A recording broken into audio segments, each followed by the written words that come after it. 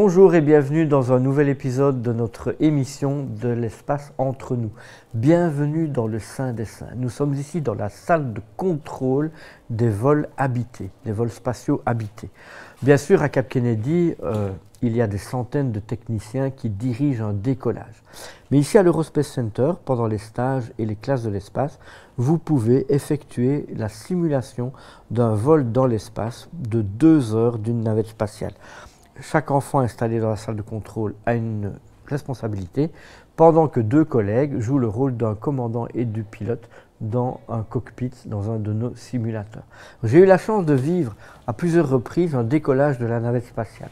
C'est un moment absolument extraordinaire.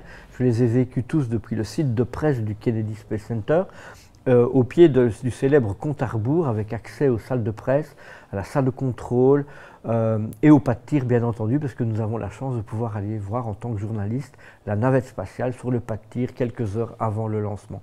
Alors c'est un moment extrêmement tendu. Le compte à rebours est un moment passionnant, bien sûr, mais qui suscite beaucoup de crainte, évidemment, et de suspense aussi. Compte à rebours continue-t-il? Va-t-il s'arrêter? On ne sait pas. Ça va décoller? Peut-être pas. Jusqu'au dernier moment, tant que les moteurs ne sont pas allumés, on n'est pas certain que la navette spatiale va décoller. Alors, c'est assez étonnant, mais le Kennedy Space Center ne fait que gérer le décollage de la navette. Dès que tout ce qui se passe avant, le compte à rebours, l'allumage des moteurs, est géré depuis la salle de contrôle de lancement du Kennedy Space Center, mais dès que la navette spatiale a quitté le sol, le relais est pris par la salle de contrôle de Houston qui se trouve au Texas et qui prend le contrôle du vol dès l'allumage des moteurs jusqu'à l'atterrissage, 15 jours plus tard par exemple, en ce qui concernait la navette spatiale. Et donc ici, on est un peu dans une reproduction de cette salle de contrôle. Ici, il faut bien entendu simplifier les choses pour les enfants. On ne va pas gérer que le décollage, mais toute la mission se dirige par 6 personnes depuis notre salle de contrôle à nous. Chaque enfant a donc une responsabilité, les systèmes de survie, le directeur de vol, les services techniques, la météo, la trajectoire, le directeur du décollage et de l'atterrissage et le responsable des relations publiques. C'est quelqu'un qui est extrêmement important pour les journalistes parce que c'est la personne de référence qui donne tous les renseignements nécessaires sur ce qui est en train de se passer. Cette personne, le PAO, est en contact direct avec la salle de contrôle et est au courant de tout ce qui est en train de se passer, répond aux questions des journalistes, donne les informations.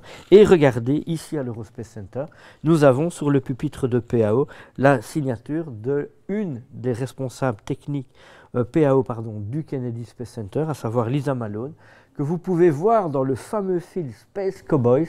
Elle joue dans son propre rôle avec Clint Eastwood. Elle fait le compte à rebours du lancement de la navette spatiale à son propre poste dans la salle de contrôle. Tout le monde connaît sa voix, les passionnés en tout cas, mais personne ne connaît son visage. Mais c'est elle, sur toutes les vidéos, quand on l'entend dire T-10, 9, 8, 7, c'est elle qui dit le compte à rebours du lancement de la navette spatiale. Depuis la salle de contrôle, la mission spatiale est donc gérée par des enfants qui jouent leur propre rôle responsable d'un système de vérification pour le vol de la navette spatiale.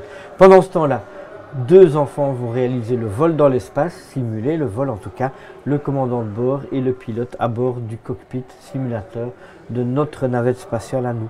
Chaque enfant, bien sûr, ici à son poste, doit manipuler des boutons, des interrupteurs, taper des codes sur un clavier d'ordinateur pour avoir les informations nécessaires et on est en liaison radio directement avec la salle de contrôle. La mission va durer 2 heures. On commence le compte à rebours 20 minutes avant le lancement, les procédures de décollage, de mise en orbite. Avec le but, l'objectif final, c'est de réussir le décollage bien sûr, mais également de larguer un satellite et ensuite de s'amarrer à la Station spatiale internationale, rentrer dans l'atmosphère et se poser sur la piste d'atterrissage du Kennedy Space Center. Cette passionnante activité n'est cependant disponible uniquement que pour les enfants ou les adultes qui sont en stage ou en classe de l'espace avec le RICOL. Ce n'est pas disponible le week-end pour les visiteurs. Nous en avons terminé pour cette nouvelle émission de l'espace entre nous. Rendez-vous prochainement, le compte à rebours est lancé.